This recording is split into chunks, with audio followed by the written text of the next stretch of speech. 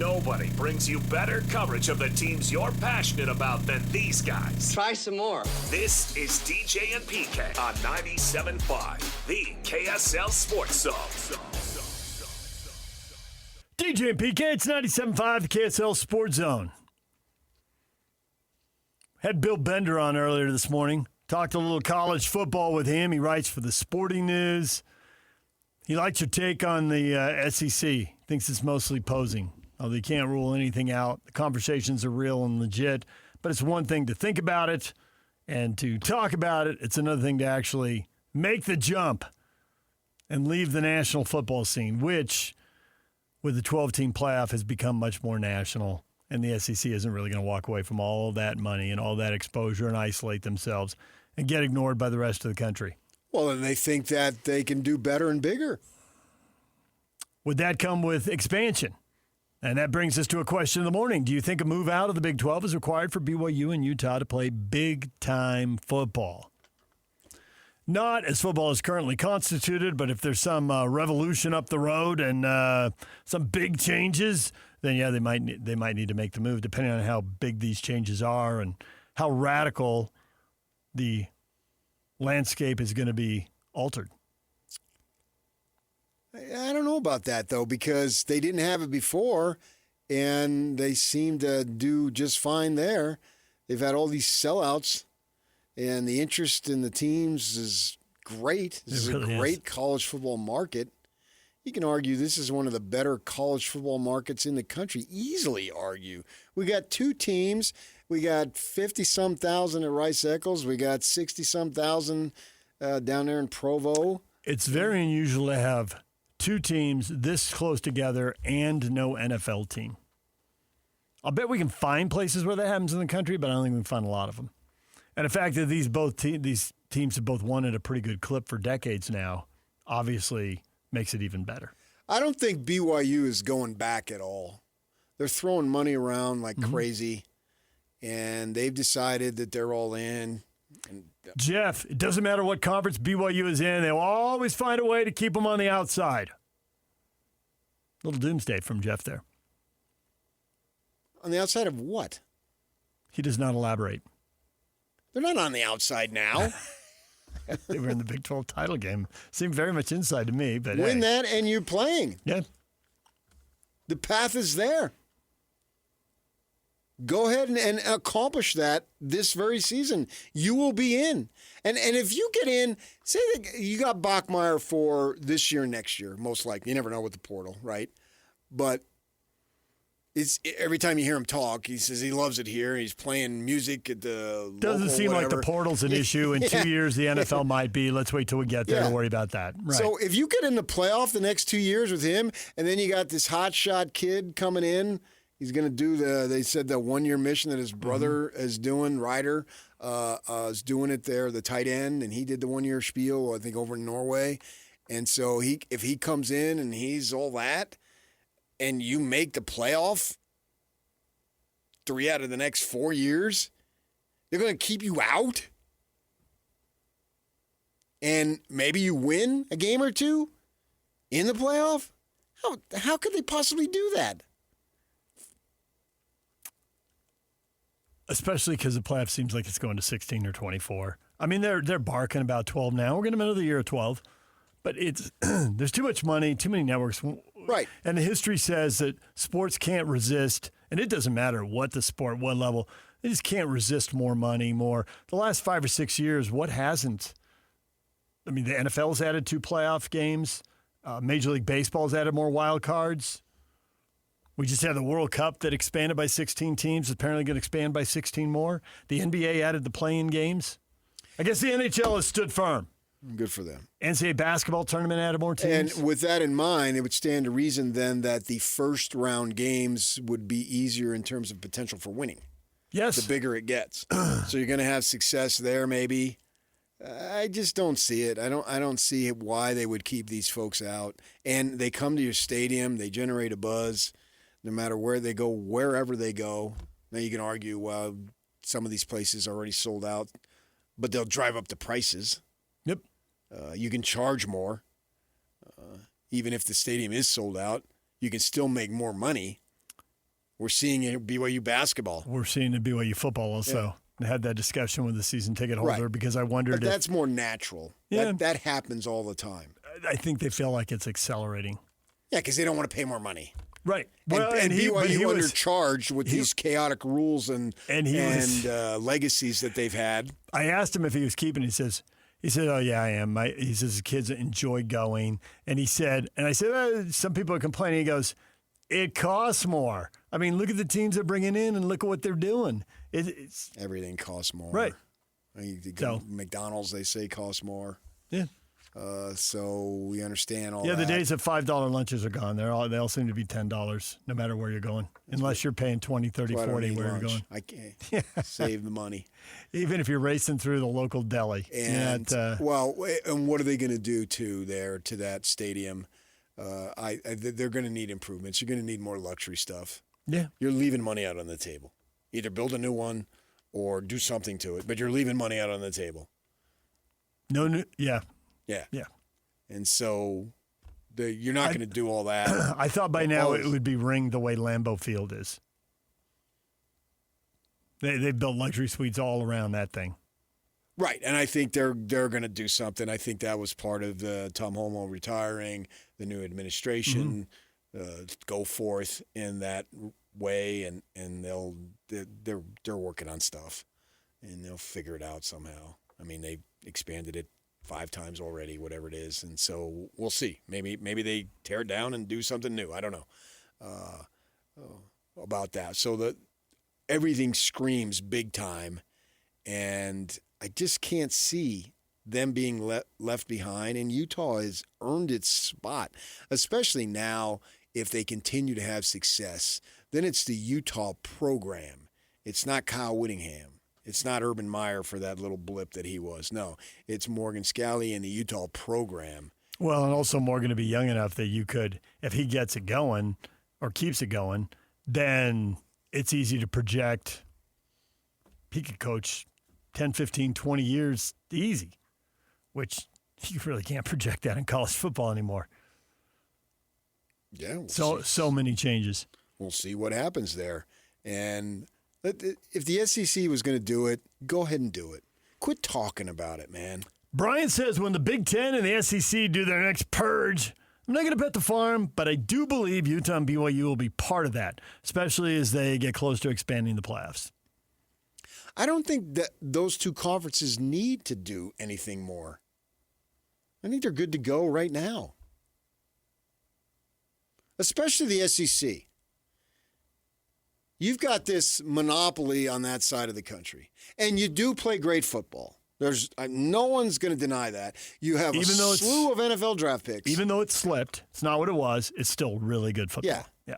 And they go nuts down there. I've been to that part of the country covering games, and it just doesn't compare to ours. Ours is pretty good, but that's better. That's the only place where they gather on Wednesdays. I've seen it with my own eyes. The best story is you leaving early to get to the stadium, knowing there's going to be 100,000 people at Death Valley and Baton Rouge. Yeah. And then you just blow right into the stadium and there's no traffic because everybody pulled up on Wednesday. Yeah. That's crazy.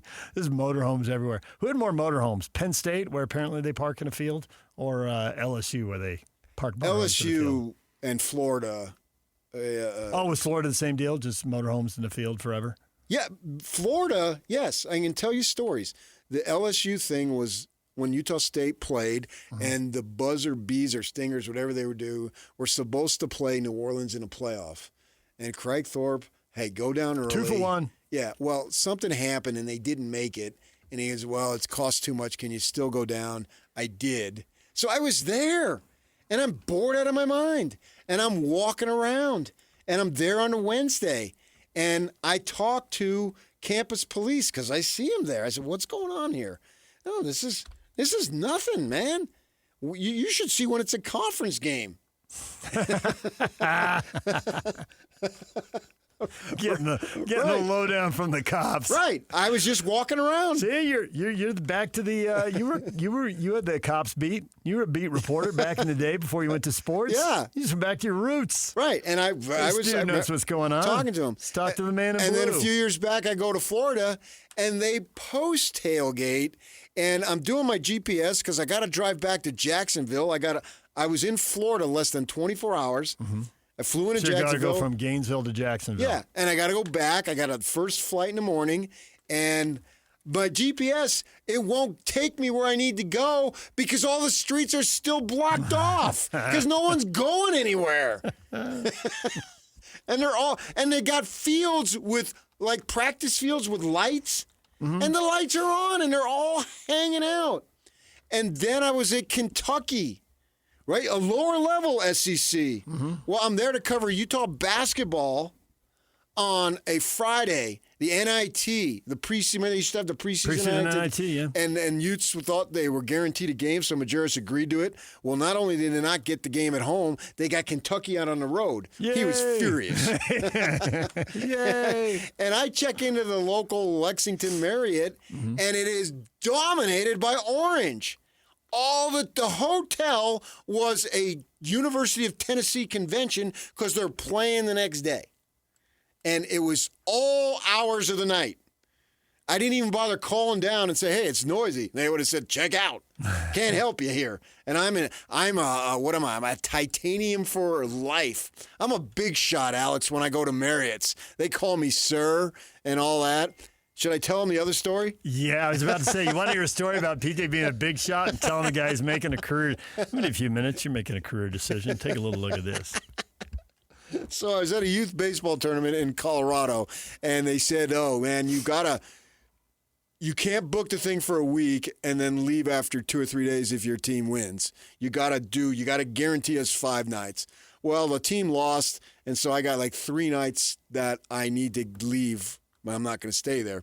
So the guy says to me, I go to check out. He says, we can't do that, man. You agreed to this. I said, look into your system. If you don't check me out right now, from henceforth, I'm going to go to Hilton's.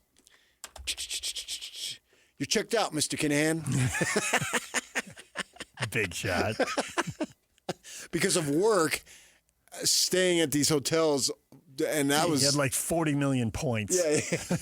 Yeah, especially when I was a beat writer for the Tribune, and he was double platinum, gold and silver, uranium. Oh, I flew first class all the time. I went to Puerto Rico first class because they upgrade you because I was traveling so much at the time with football and basketball, and especially with the Utes in March. My gosh, I was in more nights in Marriott hotels than I was at home. So I can speak to the SEC is all that. But I just don't see them eliminating themselves from the rest of the world. Why would you do that? Unless you took in like 30, 40 teams. Well, there is a thought the SEC is going to 20 and the Big Ten's going to 24, and they'll have playoffs inside their leagues. They'll keep all the money, and then the champs from each league will play each other, and that's it. Okay, so that's how many? That would be 44 teams. Right, and how many teams would they add then? What do they have that now? would mean 4 for the SEC and 6 for the Big Ten. So another adding 10 10 teams. And there have been other numbers thrown out there, but yeah, but then why bigger. not go more than that? We've seen that with the NCAA tournament in basketball. They keep on expanding. The rest of us are saying, don't we have enough?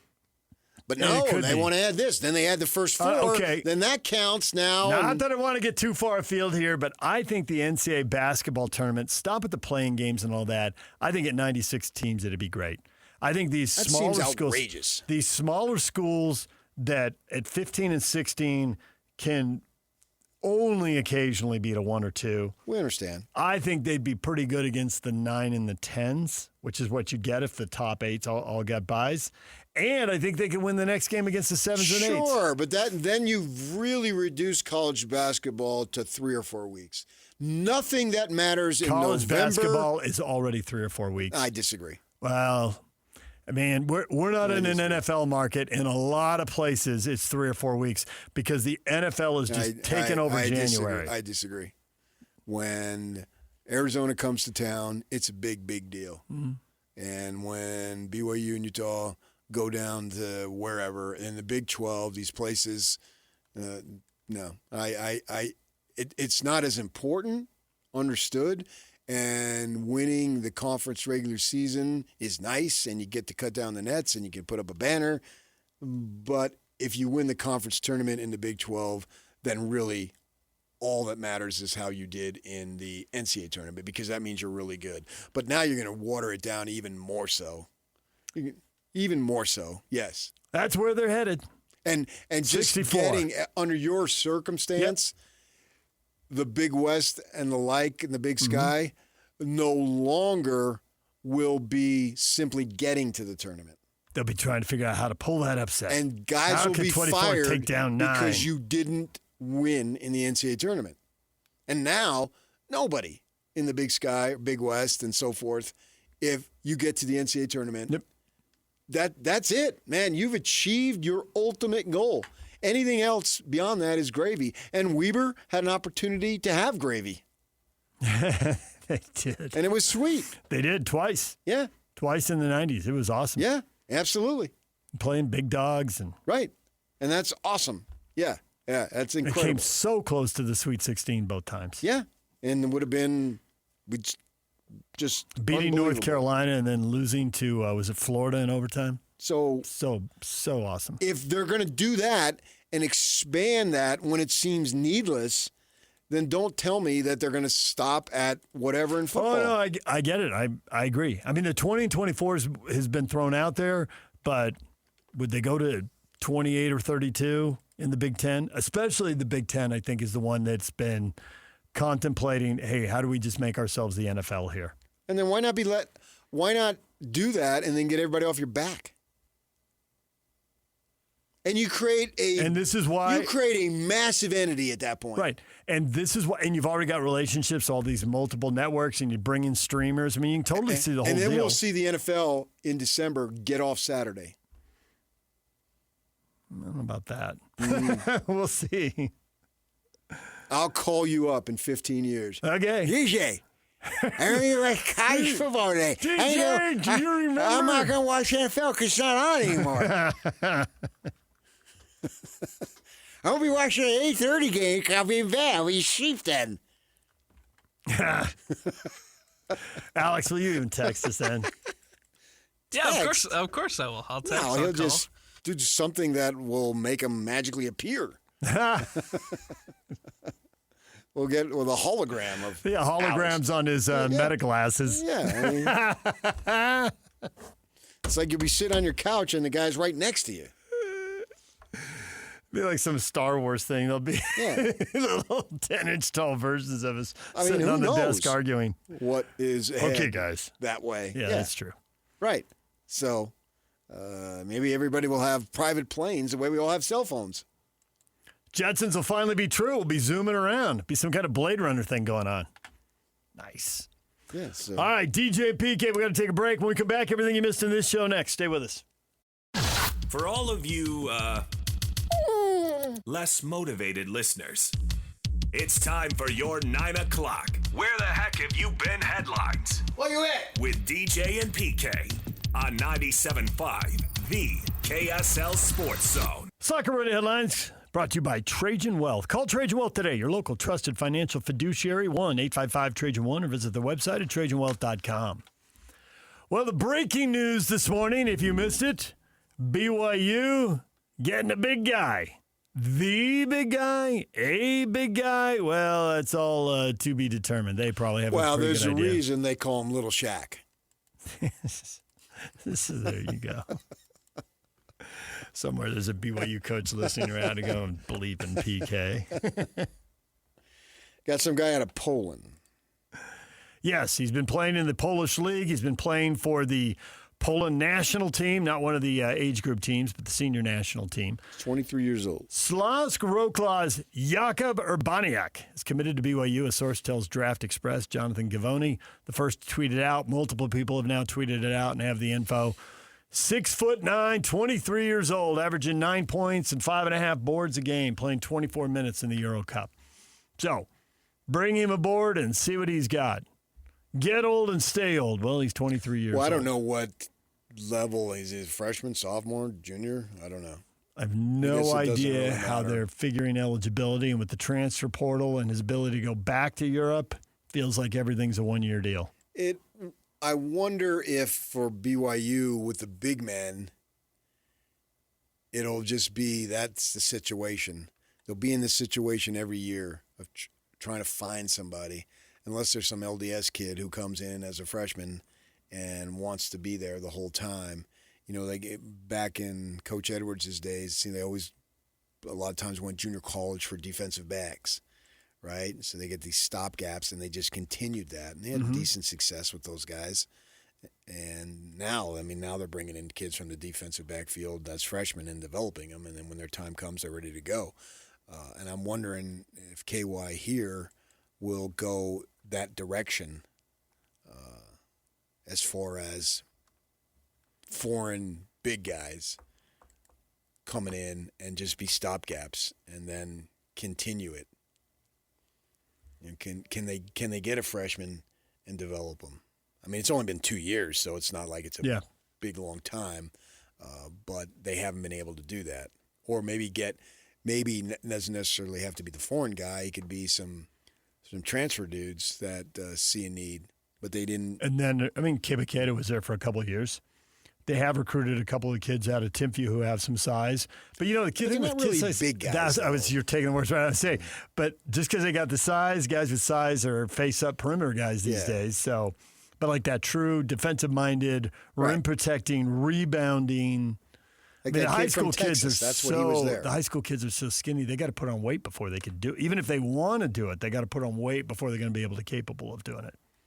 Got to get stronger. That's the whole point of developing them. Right, and they're bringing in two, but only one's coming right away. One's going on a mission. One's going to come play right away. So I think your initial point, that feels like the truth. It's year to year. Even if you want to bring someone in for multiple years, even if somebody wants to come in for multiple years, you're probably going to have to re-recruit them. If they're as you good have to as re-recruit everybody. Right. As good, yes, that's absolutely the truth. Yeah. As good as you want to be, that means the players have to be that good, which means lots of people in the country who have lots of money are going to want them to. And they need to check that out. And so it's just, it's what Robert Wright III just did. And and it's even more likely with bigs because there's more guards than there are bigs. True. Yeah. You want the best of the best to be able to be there. Everything's year to year, and if you get fortunate and you get somebody for 2, 3, or 4 years, great. Now we're seeing that with him doing it at the NBA lottery level. Yeah, and everybody who brings in lottery guys, it's one. Right. And you can bring in the freshmen, and even when they did it back in the day, Sean Bradley left. So the rules have changed, but the urge to go pro quickly is still there for different reasons. Yeah, and it seems like if you don't do that, then they start downgrading you anyway. Yeah. So there it is. That's one piece of the puzzle for BYU, and as you pointed out, they got a couple roster spots still to go. So Jakub Urbaniak, 6'9", 23 years old, and away they go. We've talked a lot of football this morning. BYU and Utah are going to play Saturday, November 7th, and that day is crowded with big games. Oregon, Ohio State, Miami, Notre Dame, BYU, Utah. And in the SEC, Bama's playing LSU and Georgia's playing Ole Miss. So, will BYU, assuming Oregon, Ohio State has the big noon kickoff, Notre Dame is already in primetime on NBC. I can't imagine Fox is going to turn Oregon, Ohio State over to CBS. Maybe I'm wrong. Expect it's a big noon kickoff. So Utah, BYU, head-to-head with a big SEC game or head-to-head with a big SEC game and Notre Dame and Miami in primetime. Or 8:15, it's in the last TV window. Yeah, right now I would put Notre Dame Miami as the number one game. Right now I'd expect Utah and BYU at 1:30. Head-to-head with Georgia and Ole Miss. That would be sweet. I would sign off on that. Yep. If all goes well, I intend to be at Rice Eccles Stadium that day. I can see why that would be the plan. As a member of the media. I get that. If not, I'll use my Utah season tickets. You don't have Utah season tickets. You probably know people who have Utah season tickets. I don't know how much access you'll have to them. Plenty of people. Yeah, but I don't know how much access you'll have to them the day of the BYU game. Yeah, I wasn't planning on going, PK. Why don't you just take this? No, everything has a cost. Yep, there it is. And with the money I make, I can pay big money. Look at you, big shot. No, I intend to be in the press box. Will you be there? I intend to be in the press box. Yeah. Right. We'll have that. 1:30 would be great. Well, anytime would be great, but 1:30 would be greater than 8:30. I'll be the first to admit it. Yeah, I don't think I can be in an 8:30 game. I think that's the night of the RSL season finale. So I'm rooting hard for 1:30, and I will have myself a doubleheader. Oh, yeah. I mean, you know where your loyalties are. There you go. Again, your father rolls over again. You choose soccer over football. Again, when he gets to the other side, when you get there, man, he's going to have serious amount of questions. If we're in the same place. I mean, I know your father was rowdy, but come on. That's not the one we're talking about. You? Oh, if you don't Dad. make the highest level of heaven, there's no such thing. Dad's good to go. As you, Mr. Nice Guy to all people? Well, you've been in a standard. You've been in a few meetings that have gone There's sideways. a reason. Yeah, well, you know who overthrew chairs in the temple. Sometimes you have to do that. I've seen you go to work. Those 2 times. I almost said that one time. Okay, those 2 times. We were with a supervisor over the weekend, and we were talking a little business. I said, yeah, DJ handles the business end. I'm the content guy. I got no business mind. What did he say? Well, we need content, so that's very important. So yeah, That's true. Any business stuff, go to him. Man. I'm out the door. I went and saw a financial guy yesterday, and I made sure after the show that I took a nap, because the last time I met with him, I didn't take a nap, and we're in there, and I fell asleep.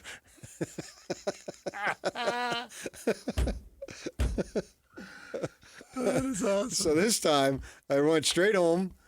Now, if we invest this at this rate, 10 years into retirement, your principal son will still be.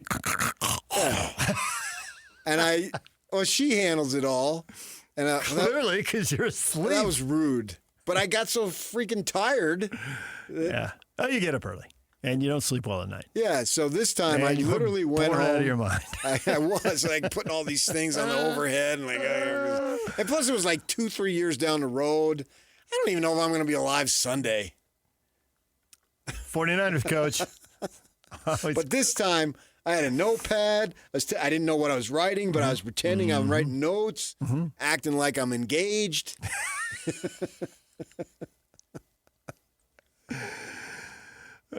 I don't think Utah BYU is going to end up in the late game. They got Colorado at Arizona State. Doesn't that just scream late game? Yeah, because you can get by. It'd still be warm enough in November. Yeah. Play a November night game. Perfect. Okay, yeah. BYU Utah, I mean, it's, they don't lock things in because seasons go never know. sideways Yeah, you and never know. injuries happen and all that kind of stuff. I'm figuring it's BYU and Utah, 1:30. Big Fox coming out of the Oregon-Ohio State lead, or maybe 2:00 because I think Fox starts the games at 2. Great. Yeah, you don't know. Any team that's playing a third-team quarterback or a walk-on or a first-year freshman is probably going to struggle. There it is. It's just the way it is. So, and hopefully that doesn't happen for anybody. I mean, literally anybody. Hope they get.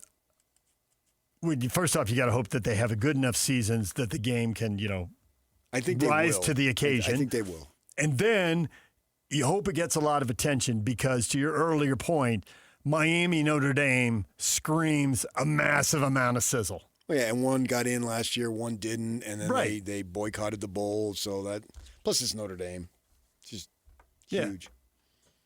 And Miami seems to have turned the corner under Cristobal, which is cool because the following year they play the Utes in Vegas. So You're right. That is, I'd lost track of the math on that working out, and and Kyle was right. He said he wouldn't be there for that game, and he won't be. So he got that right.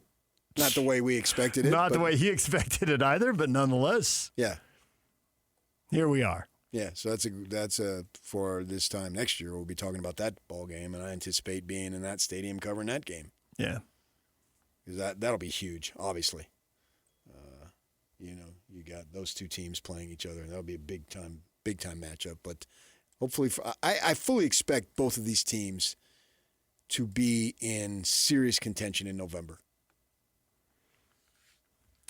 Notre Dame and Miami will be the teams that have lost the first two 12-team playoff championship games and could still both be undefeated at that point. It could be a massive game. Yeah.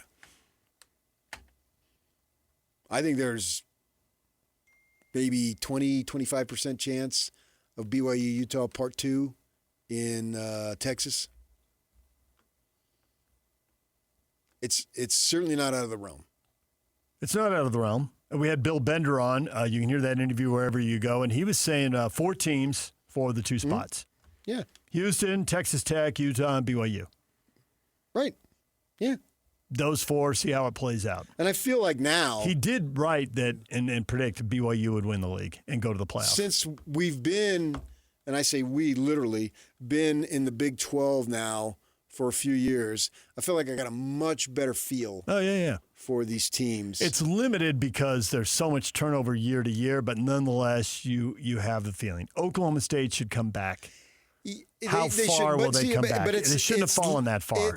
I don't think it is limited because we're aware of the transfers. And that's why we think Oklahoma State can come back. And we've seen it before. They'll be competitive this year. A very good G5 You got an NFL team. quarterback. Right. Yeah. This is James Madison to Indiana. The parallels with North Texas to Oklahoma State are obvious.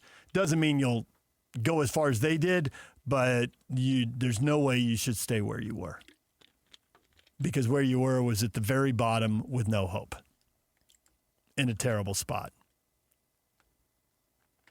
And if they bounce back this year, it won't really impact Utah and BYU because they don't play them. Now, it could impact the race because they do play both Houston and Texas Tech. I think it will impact the race potentially. I think it'll be a lot harder to win there.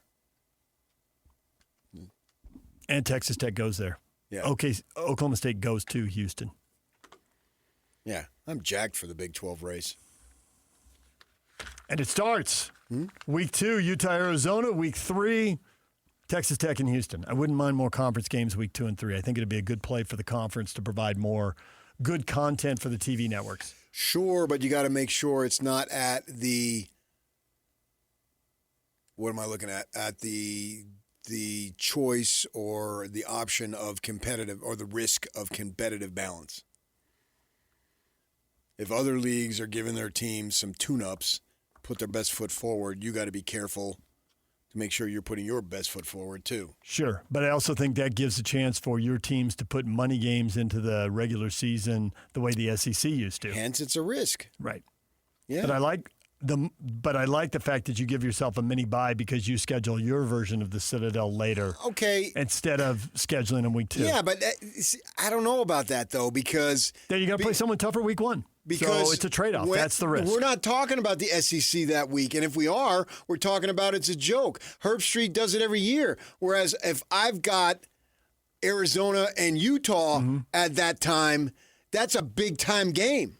So you may risk losing some buzz because you're playing a cream puff at that point. And that the SEC doesn't have to worry about publicity. Right.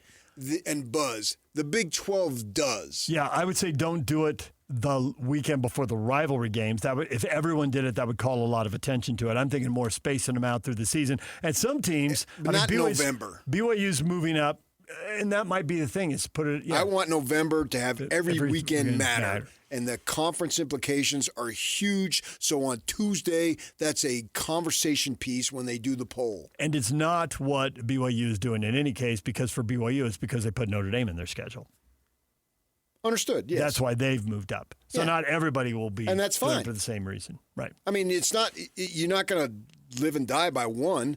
They've been doing, SC's been doing this for years. Yep. And now BYU gets to. Yeah.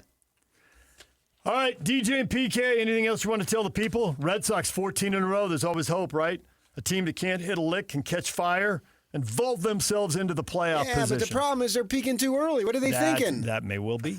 And when you have a big winning streak like this, you tend to follow it up with a cold stretch. And how bad will it be? Well, we'll see what they do at the trade deadline because now it looks like they're definitely in it. Oh, yeah. And so what can they acquire and what can they do to go for it and all that stuff? Also, we should have mentioned when we were talking recruiting, but the recruiting took precedence. BYU basketball, we got the non-conference schedule now, and they're going to Maui. So 3 games there. They're playing in-state. They're playing Weber State and Utah State. They've got Ohio State. And playing Utah. At the Delta Center. Utah in the conference. This is the non-conference schedule, but yes. Thank you for that. More in-state games, the better. Yeah. Utah State should be playing these teams. Even if they have to go there, Calhoun talked about, we got a 9 seed. That's the reason why I left. As if you got an 8 or a 7, you would have stayed and locked into a long-term deal. You wouldn't have. You were looking to get back to where you're from, and there was some problem on that. But going and playing and beating BYU and Provo, maybe you wouldn't have gotten a 9 seed, especially early in the season when they didn't have the depth of injuries that they had. San Diego State in Palm Springs. And we'll see. I don't know how the matchups work out there in Maui, although you're already assuming, probably correctly, that Arizona will go to the other side of the bracket. Clemson will be out there representing the ACC. Washington representing the Big Ten. So, Colorado State representing the Pac-12. So, other teams out there. All right, DJ and PK. That is what we've been talking about all morning. We'll get to your feedback next. Stay with us. And it's all over almost here. Don't go nowhere. And now, enough of us. It's time to hear from you. From all your texts, tweets, and posts. This is the best feedback of the day. Ooh, I was there. It's the best game of my life. With DJ and PK on 97.5, the KSL Sports Zone. Join Scotty G and the coach Thursday from 10 to 2 at Tim Dolly Mazda in Sandy, 10785 South Auto Mall Drive.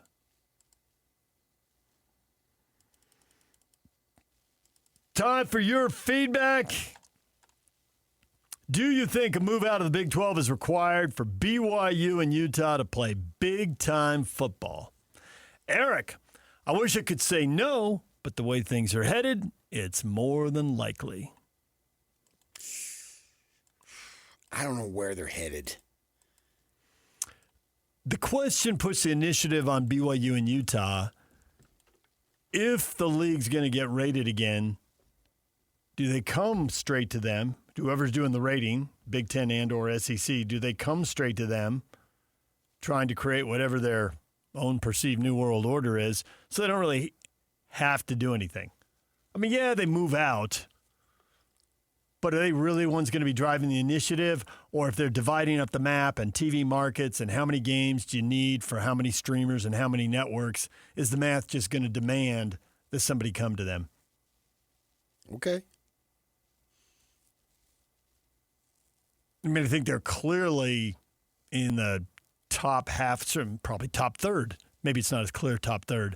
But I think with our local bias, we'd all agree top quarter, top third of the league as far as TV brands. I would. Who are they coming for? And recognizing that you need time zones, you need late games, blah, blah, blah. We feel that. Yeah, which is true. And there's so many networks to make money off of now. And there's so many streamers to make money off of, depending on where this is going. We were talking about this from the negative point of view earlier this week. It was like, how many different things do you have to purchase to see all the games? You just start missing some stuff that you'd prefer to see, but it's just not realistic to pay a cable or satellite bill to see some stuff. And then over here, well, now to see other stuff, I've got to pay 7 or 8 different streamers. Baseball fans are probably at the cutting edge of that pain, but I think fans of other sports are feeling that pain as well. That's the only reason why I'm working is to pay all of my television. So that you can keep working. Yeah. It's chicken and the egg, man. Yeah. Vicious cycle. It really is. I think for the NBA right now, you got to pay for 4 things. And I think right now you can cover 3 of them if you maintain cable and satellite. So my hooch for my tailgate. There's 3 network providers. What else? And Jazz local broadcasts my wings. for basketball. Not talking about your food. Oh. I gotta have that. I'm talking about. Gotta have my hooch, my Coke Zero. There are baseball games that are only on Peacock. There are baseball games that are only on. Who has a Friday night? Is it Amazon? Or Apple? Is it Apple? Okay. Yeah. So you got Friday night on Apple, and you got some games that are only on Peacock. Sure, but the good thing about that, I don't think it's because they play so many, missing a game is not that big of a deal. I agree with you, but I've definitely heard people complain about it. And I usually trip to Light Fantastic with my wife on Friday, so After we're not you go to Kmart to get the cocktail dress, just run out all the old hits because they're all new to Alex. But Alex is distracted because we're not in front of a television. He's prepping the next show, which is the more important show. Well, that's where his bread is buttered. Man. He knows. I don't blame him. He knows. Hey, our show, we're a bunch of fill-ins. Yeah. Essentially, I'm a 25-year fill-in. Right. That's the way I look at me. They have 2 producers for the next show. We have 1. Yeah. And right now we have 2/3 of one because he just walked away to go do something for the next show. I'm a floater. You are. I help everywhere I can. As well you should. That's a savvy move by you, Alex. You know exactly what you're doing. While you help out everyone, you're actually looking out for number 1. Well played. Football is much bigger as far as the stream goes. I had a friend who, back when the what was it, the Pac-12 network, blah, blah, blah, he told me that he drove up to the side of Wild Wings, or this was called Buffalo Wild Wings, right? And watched the game through a window? He sat in his car. Because it was they had outside seating, and the TVs faced the parking lot. And he drove up and watched it because he didn't have the Pac-12 network. That's funny. Yeah. I like it. Very creative. Right. And that's a little easier to do for college, the way they treated stuff. It's a little harder to do for pros. Like, where are you going to go on Christmas Day to stream some games? It's a little more awkward. Understood. Yeah. Nowhere. All right, DJ PK, we're out of time. And Alex is already producing the next show. You want to wander back to the board so you can end this show? All right, Scotty G and the coach Tim Lacombe are coming up next. Stay with us right here on The Zone. Well, that's our show. This concludes the entertainment part of our program. Well, that was fun. I think it went really well. See ya. I'm out of here. I'll see you. Bye-bye.